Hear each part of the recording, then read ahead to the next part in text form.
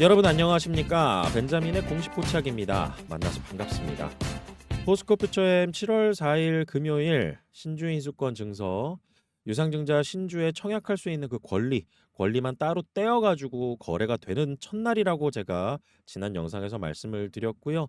7월 10일까지 거래가 되고 7월 11일은 상장 폐지가 될 겁니다. 이날 거래에서 내가 챙겨놓은 신주인수권 증서가 있다라고 하면은 수익금을 챙길 수 있다라는 것이고, 그리고 첫날 굉장히 가격 변동이 컸고, 제가 이전 영상에서도 거래 첫날 그냥 이 매도하실 분들은 팔아버리는 게 마음 편하다. 왜냐하면은 이 일반적으로 이 주가 변동보다 신주인수권 증서의 가격 변동이 훨씬 더 크고요.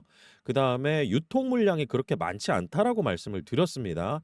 그렇기 때문에 가격 왜곡도 심하다. 그래서 상장 첫날 시간 가치 고려해 봤을 때는 상장 첫날 팔아버리는 게 훨씬 더 이득인 건 맞는데, 우선은 첫날 이 가격 변동에 있어서 욕심이 생길 수가 있습니다.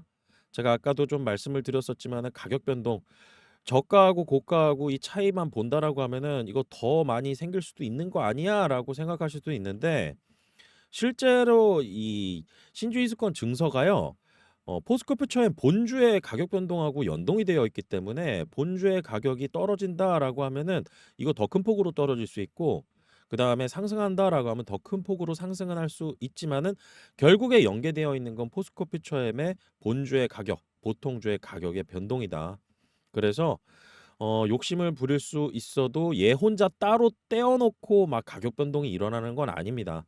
그래서 제가 지난 영상에서 이 가격이 형성되는 기본적인 구조, 일반적으로 이렇게 이론적인 가격을 예측하는 모델들이 있는데 잘 안 맞더라. 그런데 최소한으로 우리가 쉽게 접근하는 방법은 포스코 퓨처엠의 이 본주 주가, 주가에서 1차 발행 가격 이 가격을 빼서 이 가격 차이, 1차 발행 가격이 96,400원이었죠. 이렇게 공시가 됐고 나왔고, 그리고 주가는 계속 변하고, 그래서 이 차이 주가와 1차 발행 가격 차이 여기에다가 플러스 알파 프리미엄 정도 이렇게 생각해 보시면 대략적으로 맞을 거다. 그래서 포스코퓨처엠의 주가가 1% 올라가면은 얘는 뭐 2%, 3% 이렇게 변동성이 굉장히 크기 때문에 욕심 너무 부리지 마시고, 그다음에 뭐 이게 가격이 뭐 더 급격하게 변할 수도 있어요. 위로 아래로. 그런데 이거 예측하기 정말 힘듭니다. 그래서 제가 전에도 좀 말씀드렸다시피 유통 물량 자체가 굉장히 적기 때문에 가격 왜곡 심하다라고 다시 한번 말씀을 드립니다. 그래서 이 포스코프처엠 신주인수권 증서 거래하실 분들 같은 경우는 이 두 가지로 나뉜다라고 말씀을 드렸어요. 이 두 가지의 투자자죠, 어떻게 보면은. 우선 첫 번째, 신주인수권 증서의 가격 변동이나 그리고 거래에 대해서 고려를 전혀 안 하실 분들, 그리고 하려고 하지 않으시는 분들도 있으실 거예요. 이런 분들 같은 경우는 유상증자, 신주, 신주에 청약하실 분들, 청약을 하고 내가 돈을 납입하실 분들은 이거 보지 않으셔도 됩니다. 어차피 내가 청약해 가지고 유상증자에 참여할 건데. 그런데 유상증자 참여하시는 분들 중에 또 이런 분들 계실 거예요. 포스코퓨처엠을 정말 오래전서부터 투자를 해 놓고 뭐 23년도 뭐 24년도 이 사이에 투자를 해서 평균 단가가 굉장히 높으신 분들, 그리고 그런 분들이 이제 유상증자 새롭게 발행하는 주식 이거 가져가게 되면은 현재 주가보다는 낮은 가격으로 내가 매입 단가를 낮출 수가 있잖아요. 매입 단가. 이렇게 낮추시려고 하시는 분들은 이 지금 신주이수권 증서 거래에 대해서 그냥 1도 신경 안 쓰시면 되고요. 차라리 이 시간에 시장에 이제 거시경제에 영향을 주는 그런 변수들, 그리고 업황에 그리고 산업에 영향을 주는 그런 변수들 이런 거 고려하시는 게 굉장히 더 생산적이실 겁니다. 그리고 지금 이렇게 이 2차 전지 관련돼서는 이 자동차 업계도 같이 봐야 되고, 그다음에 전기차 시장도 봐야 되고, 여기에 이제 정책적인 수혜가 지금 다 사라지는 상황이잖아요. 정책에 대한 2차 전지 이 보조금도 마찬가지고 첨단 세액공제도 마찬가지고 지금 상원의원의 트럼프 감세안이 이제 다 통과되고 하원까지 통과되면서 앞으로 AMPC나 그다음에 전기차 세액공제 이런 것들 재료가 지금 다 사라진 상황입니다. 그리고 이제 나머지 이 아직 한 발 남은 거 있죠. 그게 바로 이 관세, 각국의 이 관세율. 이게 지금 7월 9일까지는 유예이지만 그리고 8월 초부터는 실질적으로 적용될 예정이지만 이 관세율에 따라서 기업의 매출과 이익이 굉장히 달라질 거고 그다음에 전방 사업이라고 한다 그러면 2차 전지에서는 지금 전기차 시장이잖아요. 그러다 보니까 자동차 업계 전반 그리고 2차 전지 시장 이 두 가지로 보는 게 훨씬 더 생산적인 시간이 될 것이다. 뭐 제가 업황 얘기를 지금 계속 포스코피처엠 이 공시 관련해서 말씀드리면서 좀 깊이 있게 다루지는 않고 있거든요. 그런데 공시 먼저 이제 좀 말씀드리는 이유가 결국에는 정말 내 투자의 팁에 있어서 내가 수익금을 좀 단기에 가져갈 수 있는 그런 방법 중에 신주인수권 증서 거래가 있거든요. 그래서 지금 어떤 일정에 대해서 그리고 계산의 구조 그다음에 일반적인 패턴들 이런 것들로 인해서 좀 챙겨갈 수 있는 부분들이 있다 보니까 거기에 대한 팁을 말씀드리기 위해서 이 신주인수권 증서 그리고 공시에 관련된 부분 말씀을 드린 겁니다. 자, 그리고 이제 거래 같은 경우는 7월 10일까지 거래가 되어 이건 공시에 다 나와 있습니다. 그리고 7월 11일은 상장 폐지가 되고요. 그다음에 이제 청약할 날이 다가오죠. 그래서 신주 이수권 증서를 내가 매매를 해가지고 이걸 챙겨놓겠다. 그리고 수익금을 좀 챙겨놓고 나는 포스코표처엠의 매입 단가가 높지 않기 때문에 이렇게 신주 이수권 증서 거래해서 내가 수익금 챙겨놓고 그 다음에 가져가다가 또 주가가 또 빠지게 되면은 매입 단가 낮추는 것을 포스코피처엠 신주이수권 거래로 챙겨놓은 그 금액으로 하겠다라고 하시는 분들은 지금 이렇게 제가 말씀드리는 내용들은 상당히 유익하게 아마 투자의 팁으로 좀 여러분들께서 받아들이시지 않을까 저는 그렇게 생각하고 있습니다. 자, 그러면은요 이제 일정을 좀 한번 볼게요. 그리고 확정 발행가의 계산 구조 제가 말씀드리면서 여러분들께서 투자의 팁 또 이제 주가 변동이 좀 심한 날이 올 것 같아요. 제가 봤을 때 지금 가격 구조 자체가 그렇습니다. 그래서 그 부분에 대해서 말씀을 드려볼게요. 자, 그러면은 여러분들께서 이렇게 유상증자하는 기업들, 무상증자하는 기업들 그리고 유무상증자하는 기업들이 있죠. 이런 기업들은 항상 이 증권 신고서 내야 되거든요. 그리고 투자 설명서도 내야 되고 공시를 꼭 해야 됩니다. 그런데 그 공시 속에서 굉장히 많은 정보들이 있어요. 그러면은 증권 신고서 부분에 있어서 이 공모 일정 등에 관한 사항, 공모 일정 등에 관한 사항이라는 제목으로 목차를 보시면은 이게 스케줄이 쭉 나와 있어요. 그런데 항상 이제 최근 업데이트된 걸로 보셔야 됩니다. 그래서 이렇게 거래소에서 보시면은 최초 이제 공시 발표하고 5월 13일 날 내고 그다음에 5월 26일 날 내고 6월 5일 날 내고 자꾸 바뀌죠. 이게 바뀌는 게 금액 변경한다든지 아니면은 증자 비율 변경한다든지 그리고 1차 발행가액 나왔을 때 변경된다든지 그리고 확정 발행가액 나오면 또 변경돼서 공시가 나와요. 그래서 최초 나온 거 대비해서는 어떤 부분들이 변경됐는지 그 변경된 내용들만 보시면 되고 지금은 이렇게 보시면 됩니다. 일정 꼭 확인하셔야 돼요. 잘. 그래서 6월 16일이 권리락일이었었고 제가 말씀드렸죠. 6월 16일 날 매도하신 분들 해당 사항 된다. 그 이전에 매수하셨다가 권리락일 날 매도하신 분들 신주인수권 증서 챙겨 놓으신 분들이다. 그리고 6월 16일 날 사서 6월 16일 날 매도했다. 안 됩니다. 그 전 영업일에 사놓으셨던 분들이 해당이 되는 거고요. 그 이전부터 보유하고 계시다가 권리락일 날 매도하신 분들이 해당이 되는 거고 지금까지 보유하고 계신 분들도 해당되는 거고 그리고 6월 16일 이후에 뭐 신주 배정 기준일인 6월 17일 날 매도하신 분들도 해당되는 거고 그래서 제가 보면은 그냥 기준이 되는 걸로 딱 봤을 때는 그 이전에 매수해 놨다가 권리락일 날 판 사람들 권리락일 날 판 매도하신 분들 이런 분들은 모두 해당된다. 그리고 그 이후에 매도하신 분들도 해당되고 지금까지 보유하고 계신 분들도 해당된다. 그리고 뭐 결정적으로는 증권사에서 문자가 옵니다. 알림이. 그래서 그거 받으신 분들 다 해당이 되는 거죠. 그래서 6월 17일 날 신주 배정 기준일이었었고 이건 다 끝났습니다.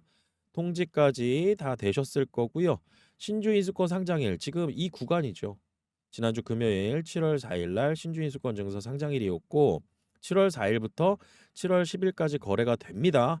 그리고 7월 11일은 신주인수권 증서 상장이 폐지가 되고 그다음에 이때까지 못 파신 분들은 유상증자 참여를 하셔야 되겠죠. 그런데 제가 예전에도 좀 말씀드렸던 것 같은데 이 거래일 날 매도도 안 해요. 내가 얼마 됐던 간에 매도하면 그거 내 돈이잖아요.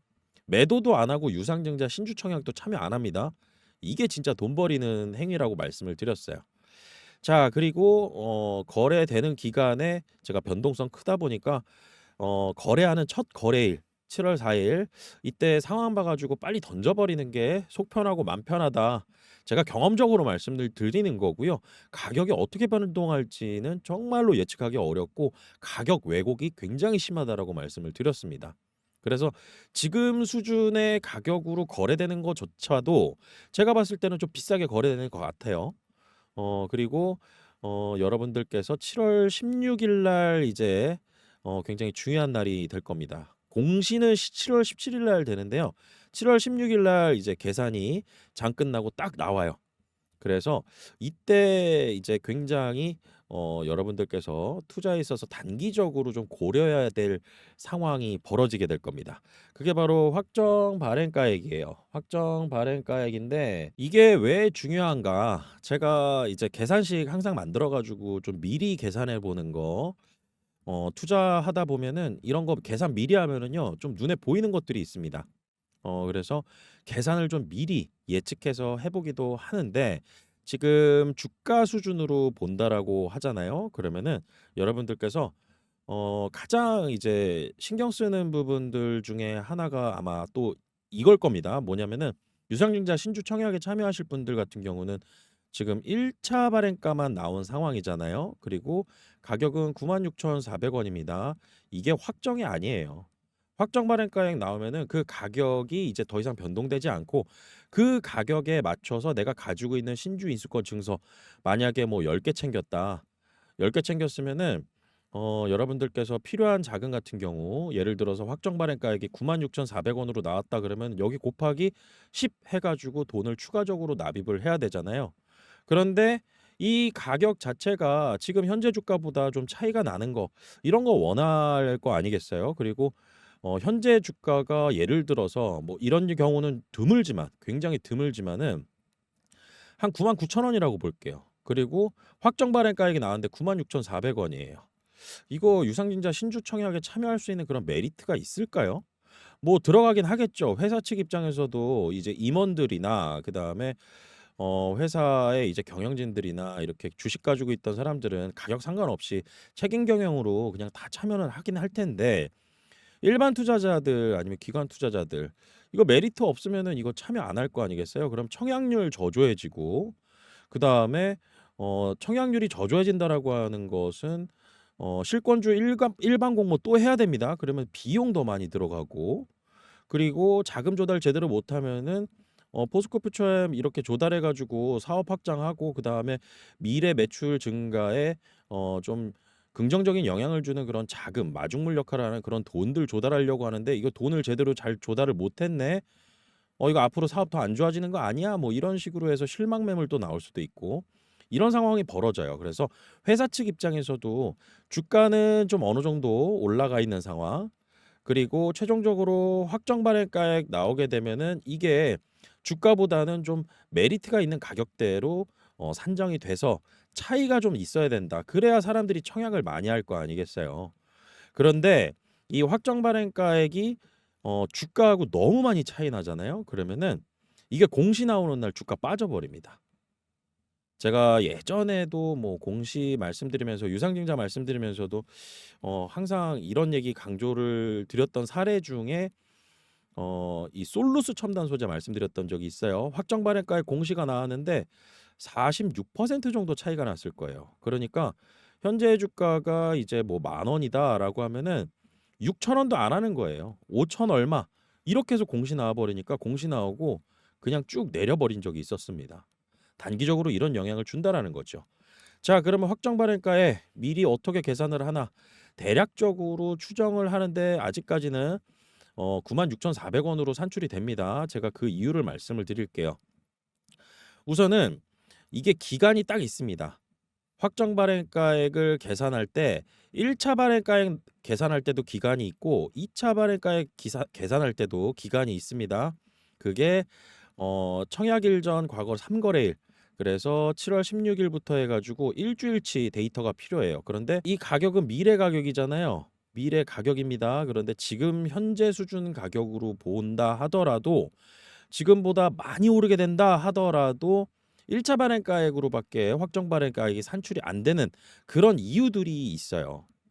그래서 제가 7월 4일부터 그리고 6월 30일부터 7월 4일까지 이 데이터를 가지고 지금 여기에 넣었을 때 2차 발행가액이 얼마가 나오느냐.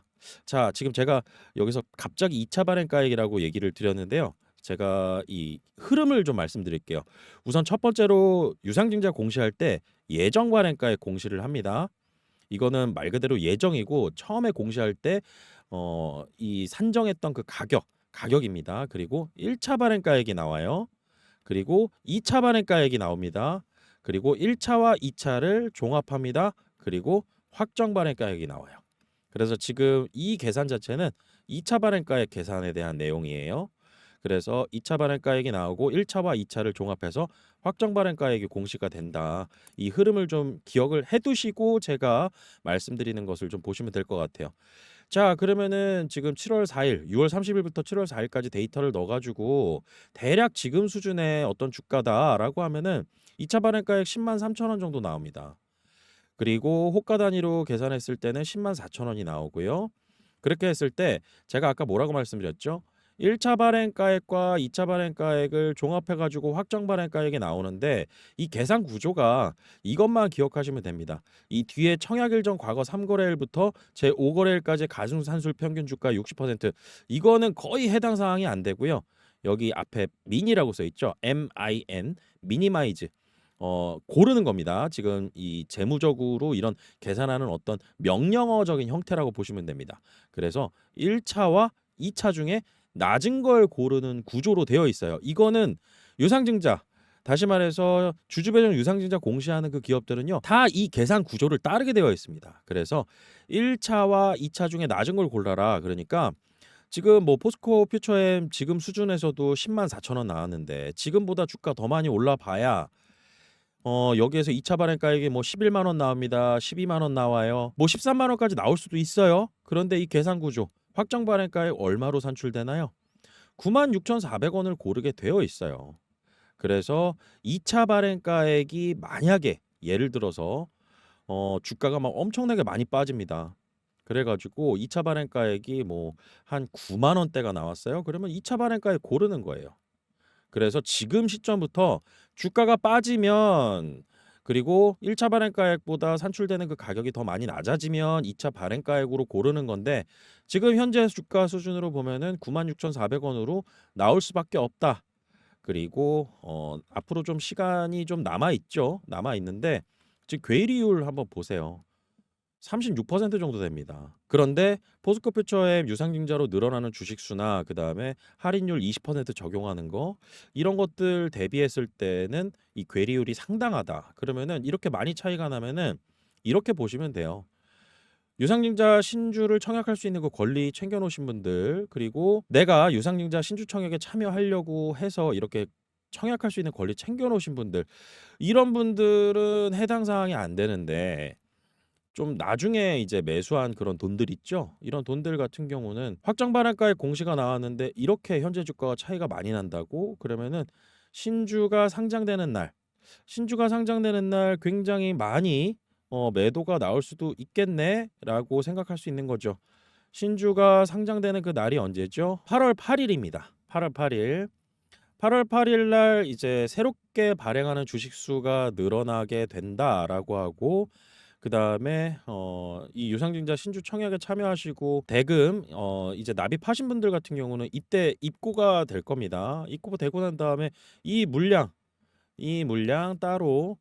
따로 이제 팔아버릴 수도 있다라는 것이고, 그리고 가격 차이가 주가랑 굉장히 많이 난다라고 하면은 이때 매도가 나올 것을 미리 우려해서 저렇게 공시 나오는 날 빼버리는 경우들도 있습니다. 그렇기 때문에 여러분들께서 이제 스케줄과 관련해서 확정 발행가액과 관련해서 앞으로 굉장히 좀 이 유상증자 공시에서는 좀 신중을 기해서 좀 봐야 된다. 그리고 업황이나 산업 그리고 글로벌 거시경제 변수들, 트럼프 관세 관련해서 이런 것들도 종합적으로 다 봐야 되겠지만은 여러분들께서 그런 투자 관련해서 저 벤자민과 소통할 수 있는 창구 영상 설명란 보시면은 제가 운영하는 멤버십 채널이 있습니다. 멤버십 채널 참여하실 수가 있고요. 투자 전략에 대해서 말씀을 드리고 매수와 매도 의견까지도 좀 드리는 그런 채널입니다. 그리고 오랫동안 좀 운영을 해오고 있는 과정에 있고 앞으로 이제 여러분들께서 기억하실 부분들은 이 업황과 산업의 영향 그다음에 이 신주인수권 증서 거래되는 날 내가 수익을 챙길 것인지 아니면은 내가 유상증자 참여할 것인지 이것도 판단을 하셔야 되고요.